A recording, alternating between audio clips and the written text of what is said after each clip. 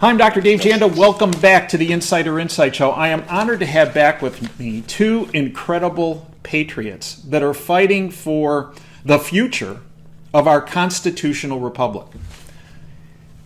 Catherine Engelbrecht and Gregg Phillips from True the Vote. Now, let me just read a little synopsis from True the Vote. For those of you unfamiliar, although at this point I think there are very few people in our country, if not around the world, that are unfamiliar with their efforts and what True the Vote has done on a positive impact side to our country, much to the chagrin of the, whatever you want to call it, globalist syndicate, thugocracy, New World Order, whatever you want to call it. And really, Catherine and Gregg have been targeted because they focus on two entities, the deep state or whatever you don't want any kind of acknowledgement, and that is transparency and accountability, in particular of the election process. God forbid that we aren't a third world banana republic election process, which is what Gregg and Catherine are fighting for. From True the Vote. Our election processes are vulnerable from beginning to end, and those vulnerabilities are being exploited by groups who subvert our elections to serve their own purposes. The best way to protect voters' rights is to equip citizens for service. That's what we do. Now that's what you can do too, and that's the operative point that is made very clear by both Catherine, Gregg, and the entire True the Vote organization. It's your involvement, not sitting on a couch and waiting for others to make a stand. It's to not and to go beyond peaceful protests, but to take action. Action is the key to beating the syndicate in this election process that they have tried to steal. You know, Gregg and Catherine have made an enormous impact with the Dinesh D'Souza documentary that was based on all their efforts at True the Vote. The title that what I call the bought-off lamestream fake media does not want mentioned, 2,000 Mules. It's my honor to welcome Catherine Engelbrecht and Gregg Phillips. Welcome to the Insider Insight Show on the Operation Freedom platform. Thanks for having us. Thank you. So when one delves into 2,000 Mules, a phenomenal presentation that we know is phenomenal based on the blowback that both of you have received, are receiving, and will continue to receive. What makes it an outstanding presentation is your use of technology. Geofencing and closed-circuit video surveillance that, again, the geofencing is something that is used by the military, law enforcement, was used during COVID, something that has been found to be very accurate and very informative, and each state's own closed-circuit video surveillance of drop boxes. Yet, you are criticized for not providing enough information to document voter irregularities or voter fraud. Educate our listeners, Gregg and Catherine, on geofencing, on the closed-circuit video surveillance, and your findings that have upset the globalist syndicate into panic mode. Gregg, do you want to take the tech question? Yeah, sure. Dave, you're exactly right. This technology is used everywhere, every day. Law enforcement, the Department of Defense, the intelligence community, the Department of Human whatever they call it now, HHS, and you know, it's really pretty. It's almost insane that for 2 weeks we were under attack, saying the technology is not real, it doesn't work, blah blah blah, and now all of a sudden in the last couple of days there's a letter that comes out from a bunch of Democrat senators to Google and everybody else saying, hey, stop collecting this information and stop tracking people that are going to abortion clinics and, you know, going to these Supreme Court justice homes And it just doesn't even make sense. They're flailing around. They have no way to respond to it. The technology is real.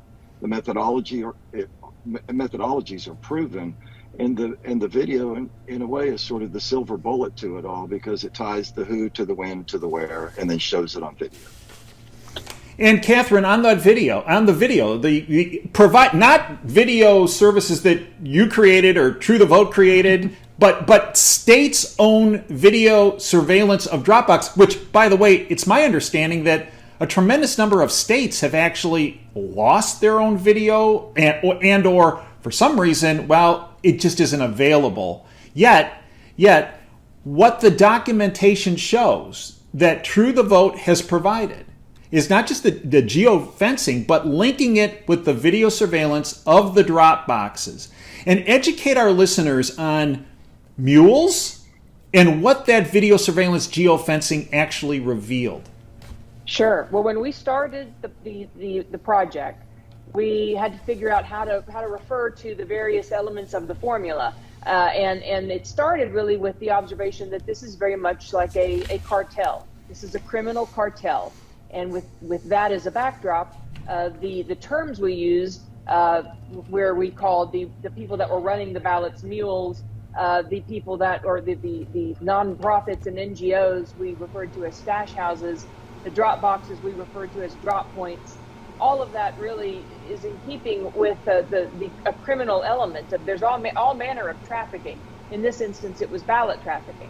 And so what we did with the geofencing was looked at specifically those privately funded drop boxes, those Mark Zuckerberg, CTCL funded drop boxes that appeared very late in the cycle, kind of out of nowhere. We knew they were not going to be well regulated. We knew that the promises of video surveillance may or may not actually materialize, which we have also come to be proven right about, but that there would be some video. And so we geofenced around those boxes, meaning we sort of put a digital catchment around the boxes so that every time a unique cell phone device pierced through that fence, we were able to measure it. And we kept a very high standard, looking only at individual devices that went more than 10 times to drop boxes in a very narrow period during the early election. The video then was acquired by us through open records, and we were able to take the video, and based upon the timestamps in the video, which is a whole nother matter because it was a nightmare, but trying to find the appropriate timestamps in the video and mesh that against the geospatial findings from Gregg's team to find these needles in haystacks. But it really is just that. I can't stress enough how bad the video really is. And what you see in the movie is by far the exception and not the rule. Most of the millions of minutes of video that we have is all but unusable. The thing that makes it nonetheless a silver bullet, though, is the geospatial data, which is every bit as accurate as digital DNA. So it's the two together which tell a powerful story. Well, and tell me if I'm wrong on this, but many people give the false impression, well, what True the Vote did here, Catherine Gregg did, is they followed one person around every, no, to someone to be included as one of these mules, they had to have hit at least, I believe, 10 drop boxes and had 5 or more visits to these ballot clearing stash houses. In fact, the criterion you set were very high for someone to be essentially included in these mules. That's right. I mean, and that was done intentionally. Gregg and I talk about it all the time. My constant refrain through this entire project was, we cannot be wrong. Gregg, your team cannot be wrong. We must isolate these devices that are clearly following a pattern that suggests abuse, and then position this in a way that can be turned over to law enforcement so that they can further the investigation. But you're exactly right. And I'll tell you something else that's left out of the movie, but is really an important element here, is that the quality control, the checks that Gregg's team did around this, to look at the patterns as they existed during early election and then before or after, and sometimes both, to figure out whether or not, as was one facet of quality control, there were many, but to figure out whether or not that was a typical pattern. And everybody that we have included in our subsets of mules, jurisdiction by jurisdiction, followed that pattern only during early election. So all the more reason to recognize the likelihood that there's something nefarious going on. Greg, you're not a rookie to this. You've been doing this for decades, from the, if you will, the election forensic issues using technology. In the decades that you've been doing this, have you ever come across something that is so egregious? No. We've seen, over the years, obviously the evolution of this type of technology has given us tools that we didn't have in the past. But there are, the examples of ballot trafficking go back into the 1800s. I mean, Andrew Jackson's first race for president, he was cheated out of it because they stuffed the ballots. His second race for president, he cheated more than the rest of them did, so he actually won. And then, Tammany Hall was nothing but ballot stuffing. As you moved into the, late last century, we were seeing, we put some people in jail for things like licking envelopes and right. and catching the DNA off of the envelopes and that kind of thing. And so as the technology has evolved, the pursuit of these bad guys has evolved as well. And it really has hit sort of a crescendo at this point, in that we're able to actually scale it now. So instead of just looking for one person licking an envelope somewhere, we're able to do this at scale, by what in essence was trillions and trillions of cell phone signals, and then prepare them, build the patterns of life around the individuals, match it up to the drop boxes, and voila, you have organized crime that really is embedded in almost every voting jurisdiction around this country. I grew up in the city of Chicago when Mayor Daley was mayor. He would be so envious of this operation, and he was notorious for ballot running operations. He would see this as nirvana based on what the two of you and your team have put forward. For example, when you look at the 5, if you will, critical states, Michigan, right here where I'm based, Wisconsin, Georgia, Arizona, and Pennsylvania, when you do your analysis, and tell me if I'm wrong on this, Greg and Catherine, at least 3 of the states, based on what you have documented, would have flipped from Biden to Trump. Am I off? I would say could have flipped. I mean, the one thing that's at play here that we just don't know. I mean, we suspect that that's true. Most of these organizations that are collecting these ballots are left-leaning, more than left-leaning groups. They're radical activist groups. So one would think if they're going to cause ballots to be stuffed into a drop box, that those would be ballots for the left, right? So, and so that is a bit of an assumption on our part. I don't think it's much of a leap for any of your listeners that are wise enough to kind of get that. But there's no doubt that the impact here was so significant, especially in places like Georgia and Arizona, where there were only a handful, maybe a few thousand ballots that separated them, that this made an impact. And if we look across the country, nationally, are we looking at millions of votes potentially that through what you have done here with the technology you used that were actually flipped? It certainly could be. I mean, the process is, as I say, sadly, you can say it now. I mean, our election process is as open as our borders. You can subvert this in any manner of ways, and it stands to reason that, this was low-hanging fruit. This was easy to do. You have inaccurate voter rolls catalyzed by mass mail out of ballots and drop boxes that nobody's regulating. It was a free-for-all, and they took advantage of it.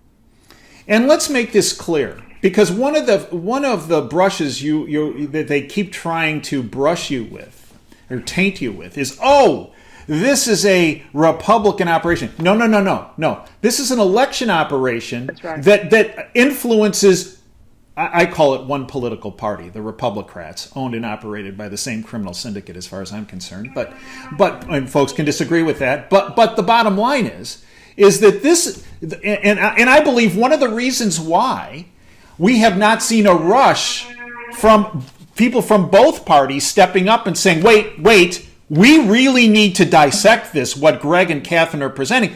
I'm not hearing that. I'm not seeing that. And I believe it's because, if you will, both parties, one party, benefits from this operation. Am I off?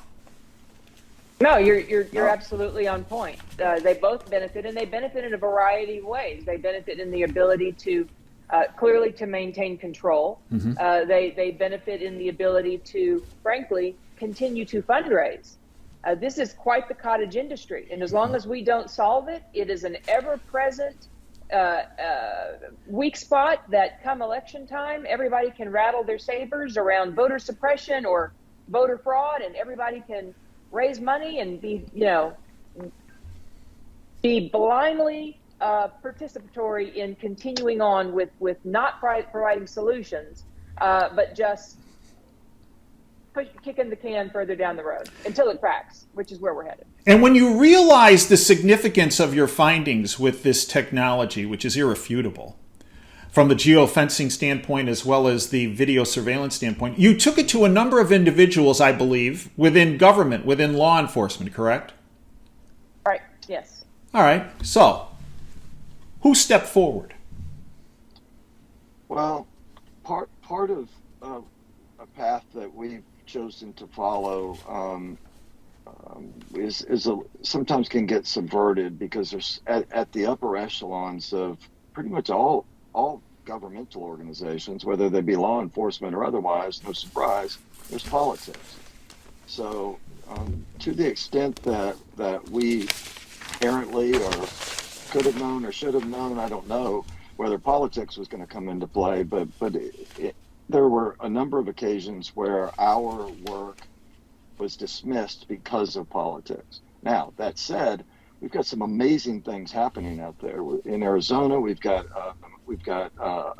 plea deals that have been made. People are already going to prison. Mm-hmm. We have ongoing investigations right now that are involving dozens and dozens of mules that are being interviewed.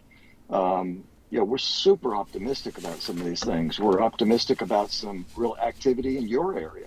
We're optimistic in Wisconsin. So, part of this, Dave, is not just to nail these people, but Catherine and I have long talked about the sentinel effect of all of this. Mm-hmm. If our goal is to stop this, and so what is the evidence that we might be stopping it? Maybe a 92% reduction in drop box use in the Atlanta area and the primary that just happened this week. I'd say that was a bit of a victory. So we're looking for them any way we can. We're super excited about some opportunities that Catherine can tell you about.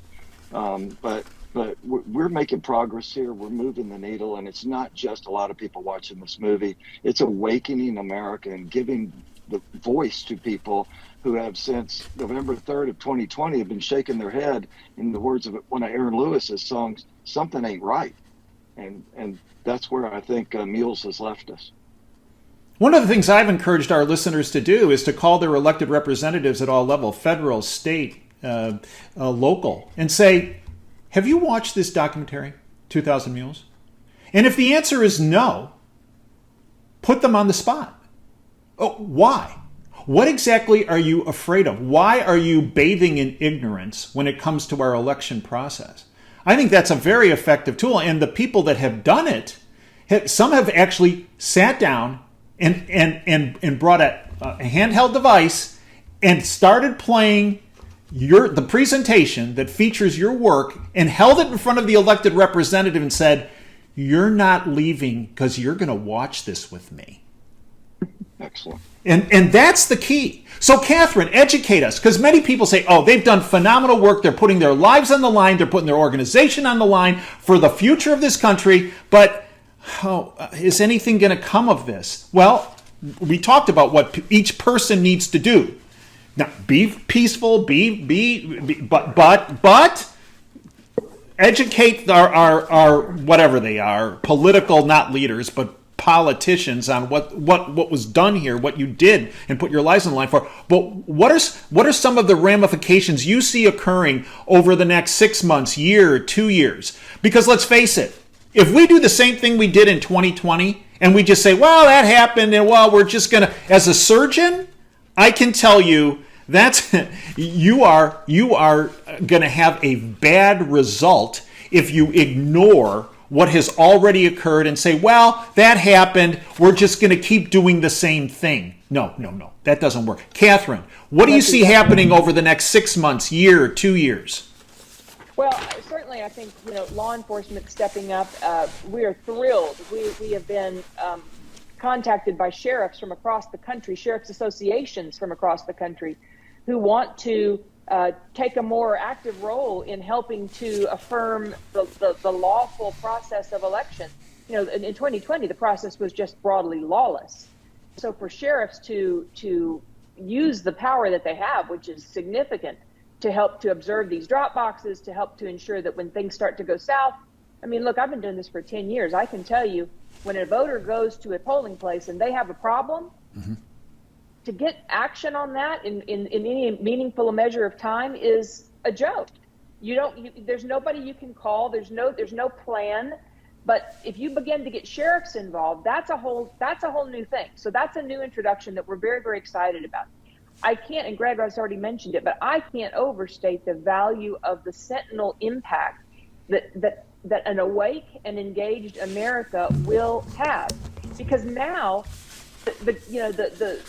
the calculus begins to change a little bit. For years, we have been on defense when we're being accused of voter ID is racist, or not having all mail is somehow suppressing the vote, and there hasn't been a really strong position to stand up with and say, no, look what happens when you remove the necessary checks and balances for security. Look at how the process is exploited. And so I think that it's given and will continue to give people that, as Greg said, have known something is wrong, a way to articulate the specifics of look at how it is happening, and then move to make corrections. And then what I hope we're going to see in the next few years is a real focus on why our elections are run the way they are, how elections are run around the world, and how we can do better. There is no reason with the technology that exists today that we cannot institute a system that resolves identity, residency, and citizenship in real time to make sure that we have accurate voter rolls, that eliminates all of the slop that gets involved with mail ballots that don't have IDs attached, that don't have proper chain of custody. There are so many more elegant ways to implement that process that will benefit everyone. But those are the conversations that we must have, because our process, globally speaking, is a joke. So we've got to now look at not just how to make incremental changes, although that's necessary, but we need big, sweeping, out of the box thinking to get us to where we need to be in this country. So I'm very optimistic that over the next few years we're going to see that. But I believe we were a big part of moving the needle to a place where we could even have that conversation. Agreed. Greg, who's been the biggest roadblock to your efforts of accountability, transparency in the election process? Yeah, wow. I think it depends on the state, first of all. I think broadly secretaries of state and this protection of the lack of transparency in what these voter rolls actually look like and feel like is really a problem. There's a leftist organization out there called ERIC that unfortunately many Republicans take to. And ERIC is a real problem, because the first thing ERIC does is they get the voter rolls, they get the driver's license files, they get all manner of information. In places like Illinois, they get the Medicaid files, they get everything else. And then they start mass mailing them to try to get people to register. All the while, all of this is done under the guise as, hey, we're just trying to clean your rolls. But the first thing they do to ensure that transparency does not happen, or there is no transparency, is they force the states to sign a non-disclosure. So any communication back and forth with ERIC about these people who have moved or should not be on the rolls is hidden from the public eye. And they'll sue you for it. They'll do anything they could do to stop you from publishing these rolls. So I would say secretaries of state broadly, but particularly secretaries of state that are giving quarter to this lawlessness of the ERIC agreements, which are designed to subvert free, fair, and legal elections. Catherine, who has been the biggest surprise roadblock that you have encountered? Surprise roadblock. Someone that you thought would back your and Greg and True the Vote's efforts who said, not just but let me make it a little more difficult for you. Republican elected officials have been intentionally manipulate this situation to make us the targets rather than to take what we've provided. Because it's important to note that during a season when everybody was talking about what they were finding relative to the 2020 election, True the Vote was silent. Mm-hmm. We were just doing our work. That's right. And trying to work very discreetly with law enforcement and with election officials in the interest of furthering investigations. We were not trying to make headlines. We were trying to get work done. And to see that taken and used in a way as wielded as a weapon against us, trying to discredit us, trying to mock us, Republican officials, is breathtaking. And it's come across the board. I mean, we've, again, fodder for another show, but we've tried to intervene on behalf of states that had been sued by the Department of Justice and were stopped by the RNC and the NRSC. So they don't want to talk about this. No. They don't want to acknowledge how deep the problem really is. And that cannot, as you point out, it can't end well. The problems are real. They must be fixed. And if we avoid fixing them, we face certain demise. And the only solution is the American people, because the parties are roadblocks. And this goes beyond Donald Trump. They might try to say, "Oh, this is all about." No, this is about the entire process that has become criminalized. And tell me if I'm wrong. That has benefited both Dems and Republicans, which is why there is this opposition and people essentially wanting to add an anchor to your feet from both sides of this equation that I call the Republicrats. That's absolutely the case. The parties breathe this sort of rarefied air that they believe precludes them from doing the courageous, difficult task of instituting the best processes, the most transparent and honest, even though those are difficult things to peel back, because as you point out, I mean, the fraud's been institutionalized. So to pull all of this back to where it needs to be takes a lot of courage, and our elected officials that's just not how they're, most of them. I don't want to brush this with too broad a stroke, right. But most of them, they can manage to manipulate the process in such a way that we never really deal with the hard stuff. And this is hard stuff. Let's close with this. Greg, some people still refer to it as the mainstream media. For years, I've called it the bought-off lamestream fake media. Is there anyone or any entity in the bought-off lamestream fake media at this point that either of you trust? I think that there are individuals that we trust. I think that the machine that is that media and the lawyers that really seem to drive all of the decisions that are made are far more influential than most people know. There are some of the leaders, or some of the biggest, best hosts at Fox that are our friends, that are honest. They do believe us, and they are willing to talk.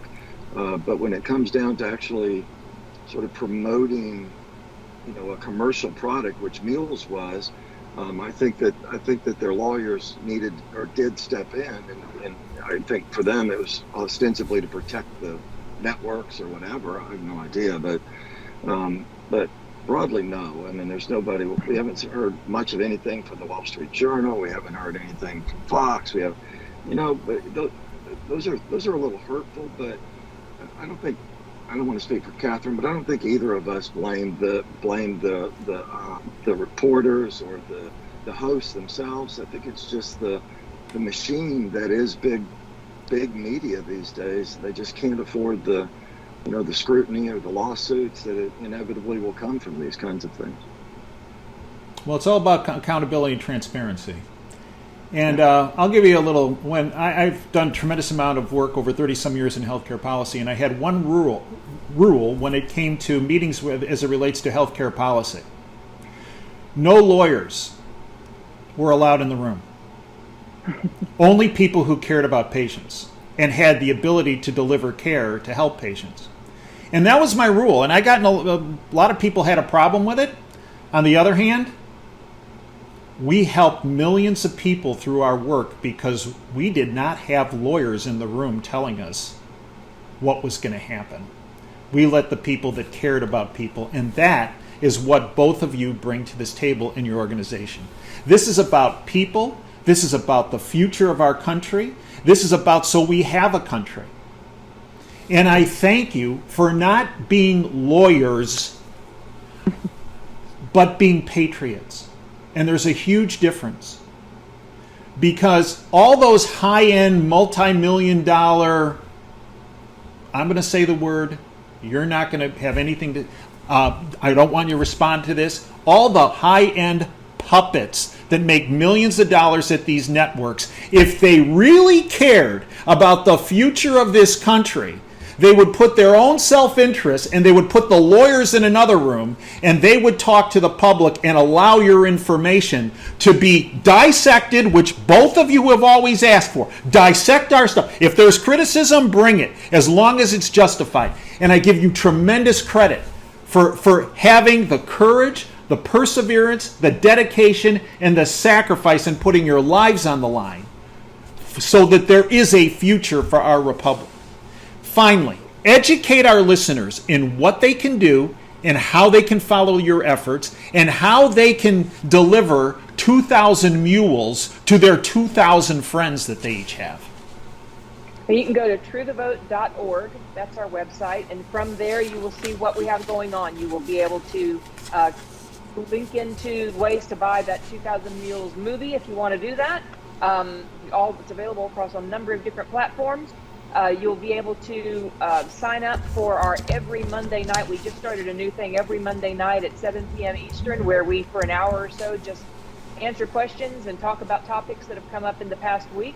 That we did our first one last Monday and had, I don't even know, many thousands of people listening in. That was a lot of fun. And we have additional things from the website that you can check out, the ways to clean your voter rolls, following along with us as we continue to expand our reach and getting video surveillance aggregated. There's training online, lots of information about how elections are conducted in your state. So that's truethevote.org. You can follow us on socials where we haven't been banned, so that's not many. But you know, we're in a weird time right now because we're getting close enough to the election that the midterms, that very soon voter rolls are going to be closed. They're not going to be able to make any changes to the accuracy of those rolls. We're going to be stuck with what we have. But there are active efforts right now to make sure that, at least in those states where they have drop boxes, there will be eyes on those drop boxes. And all of that's in process. So the best way to stay connected is through the website, and we'll keep you informed as those efforts continue to develop. Catherine and Greg, I'd like to thank you for everything you have done, are doing, and will do. My dad's favorite comment, saying, was dream big and dare to fail.